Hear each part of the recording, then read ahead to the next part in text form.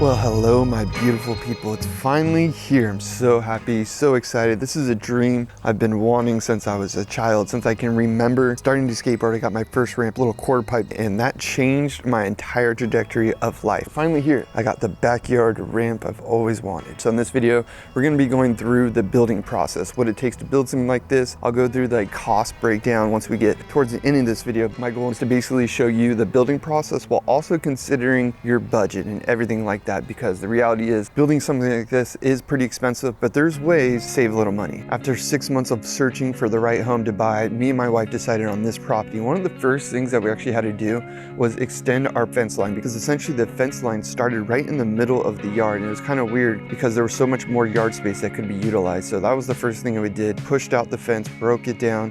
And then I really had to start moving a lot of landscaping. Landscaping has been a big part of this whole process of getting this ramp, was just like clearing out this whole backyard area, which was no easy feat, especially alone. And hiring people from TaskRabbit or hiring people to come and demo stuff is not cheap. Let me tell you right now, if you want to cut down some costs, just do all that stuff yourself.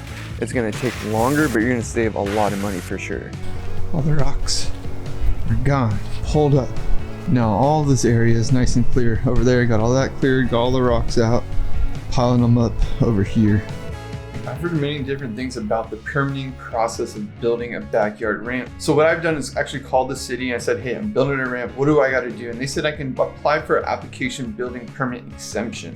So essentially what this is gonna do is avoid me getting in any trouble. If there's any specific neighbors that are gonna be pissed off about the ramp, it allows me to kind of be like safe from anything really happening. I don't think anything would happen. I only have one neighbor that I'm kind of skeptical about.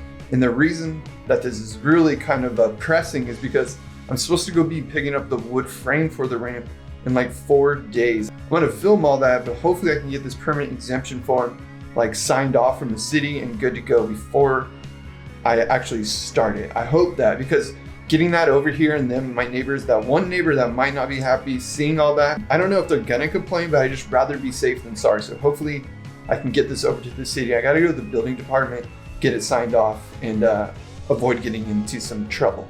All right, so I'm gonna go in there real quick. I'm not gonna record because I feel like they might not take me as serious. Got it, baby. So, got the permit signed. It was a while. I was in there for like 2 hours, and basically the whole time I was just waiting for them to go through different hoops. Kind of made me revise the paperwork a little bit. The one thing I really had to show is how far from the curb it was, so I had to draw out some more details. I can't show you too much because it's got my private information on there. I got everyone to sign off. The whole city is signed off. Well, as far as anybody from the city that needs to sign off on the permit exemption has signed off. So now, even if any neighbors are upset by it by any means. Now, because lumber is so expensive and building materials in general are just so expensive, one of the first things I actually started doing was looking for a used mini ramp on OfferUp, Craigslist, all things like that. Just really searching for something that I can essentially take to use the lumber from. And luckily for me, a friend was basically getting rid of his mini ramp. He said he had to come and get on it, come disassemble it, and come take it apart. And that saved me a lot of money. I rented a U-Haul and drove about an hour away to Lake Elsinore, where I met my friend Lucas. Trying to get people to move ramps and heavy stuff like this isn't easy, and I totally understand why they want to do that with their free time. So luckily for me, Lucas had all the tools we really needed. The plan was to cut the ramp into small sections, then move it into the truck in pieces,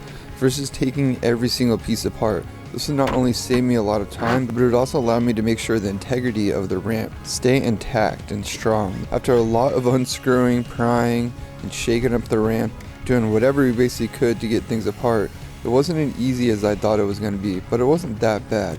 I marked down all the pieces of wood so I know where they go back on the ramp once I have it back in my backyard.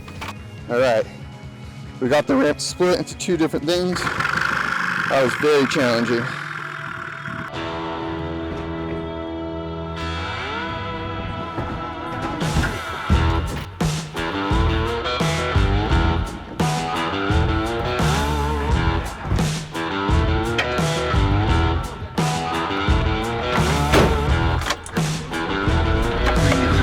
So stoked we got the ramp in here. It's a lot harder than I thought it was going to be. We cut it in pieces. Now I got about an hour drive back home. I don't know if I'm going to disassemble it today. I'm exhausted. I might have to rent the truck for the night and disassemble it in the morning. I'm just hyped that we're inching towards that finish line.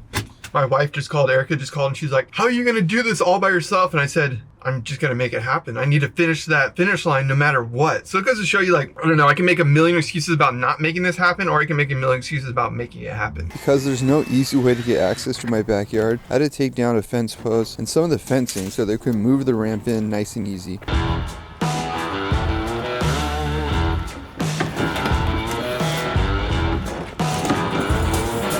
Now that I have the frame in the backyard, I'm starting to level everything out and get ready to finish the rest of the form. Add the rebar and eventually add concrete. I made sure to remove all the old fence posts that for some reason were way deeper than they really needed to be. So at this point, I was just leveling the ground, getting everything cleared out so I can put the ramp into position that I wanted it. The next thing we did is add a wood frame around the entire half pipe to finish off the form that we're going to fill with concrete once we finish with rebar.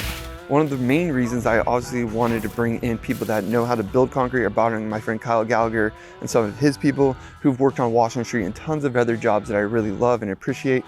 A, because I get to hire my friends and people and skaters and get to support their passions, so that's cool. And then B, is that I know this thing's gonna be here for a long time, at least 5 years minimum. So I really didn't want to do it myself and have kinks within it and have to fix it. I wanted this to be done seamlessly, nice and clean in one, and it's going to my backyard. So obviously I want like my friends and my family to appreciate it too. I don't want it to be this like really difficult thing to skate, where if I DIY'd this myself, it definitely wouldn't have turned out the way that it turned out. Having professional tools for the rebar process saved us so much time. We were able to finish the forms and finish all the rebar in one day. Basically I had to rush up to the high desert to pick up the pole coping from Penrose Pole Coping. It's not actually called Precision Coping. So if you're looking for Penrose, which is the coping I have, I think it's the best pole coping, and they're now called Precision. They're in the high desert. It was a mission getting out there. It was so windy. There was sheet metal flying around. I guess this is a common theme, but it was a rush to get the coping because we were gonna shoot the concrete the next day. And I just really wanted to set the coping the same day that we poured the concrete because I just feel like it's more seamless. Even though it probably wouldn't make much of a difference, I do feel like it just settled in there nicely. Now, I've never worked with a concrete truck before, so that is like a good example of why it was really nice to have these guys in here, because they know how to connect the pump to the truck and everything like that. That would have been a mess for me, or trying to like mix this in a wheelbarrow or something and like trying to build this just isn't logical. So having the truck here was so good. They got it done really fast. Honestly, the pouring of the ramp only took about 45 minutes. They got all the concrete in there, maybe about an hour before they started troweling, and everything from there was pretty smooth. They basically just troweling the ramp back and forth, getting all the concrete smoothed out. And then honestly, a few hours later, the concrete was already really hard. Like it hardens fast, especially that shotcrete. I feel like, I don't know what it is, but that stuff dried so fast.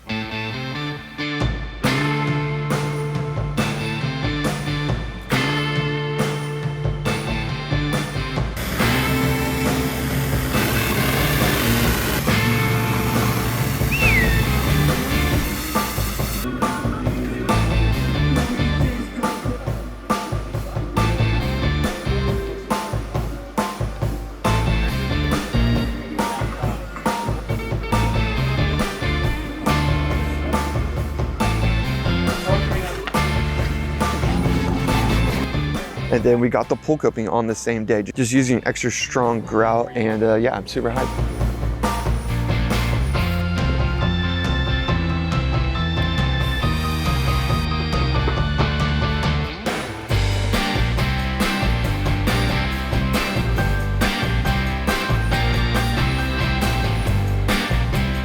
Everything is officially done. I gotta add some lacquer and get the first session, the first skate on the ramp that I've been dreaming about my whole life, basically.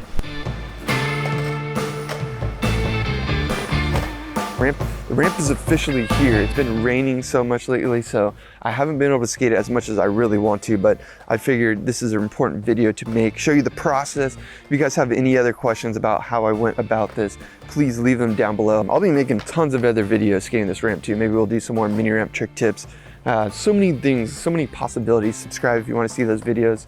Oh, the last thing I will mention, essentially material was around $3,000. So, you know, at the end of the day, yeah, it was around a $6,000 purchase. Maybe a little bit less, but I'm just gonna go high. For anybody that's curious about, you know, the cost of building something like this, that's basically the range if you want to do it with the best pole coping, with like the best builders, the best concrete. You can obviously cut more corners.